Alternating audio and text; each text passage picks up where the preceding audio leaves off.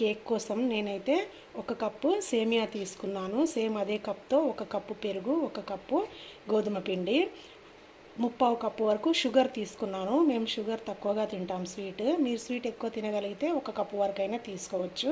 ముందుగా ఈ షుగర్ని పౌడర్ చేసుకోవాలి. దానికంటే ముందు ఈ సేమియా ఉంది కదా, ఇందులోకి ఈ కర్డ్ వేసేసుకోవాలి.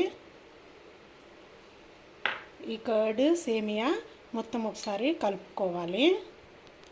ఇలా ఈ పెరుగు సేమియా కలిపి పక్కన పెట్టుకోవాలి. మనం ఈ షుగర్ పౌడర్ చేసుకునే వరకు ఇది కాస్త నాని ఉంటుంది. ఈ షుగర్ పౌడర్ చేసేటప్పుడు మీకు కావాలంటే ఒక 2 యాలకులు కూడా వేసుకోవచ్చు ఫ్లేవర్ కోసం. నేను వేయట్లేను, ఎందుకంటే నేను పైనాపిల్ ఎసెన్స్ వేసి చేస్తున్నాను. ఇలా పౌడర్ చేసుకున్న ఈ షుగర్ పౌడర్ని పక్కన పెట్టుకోవాలి.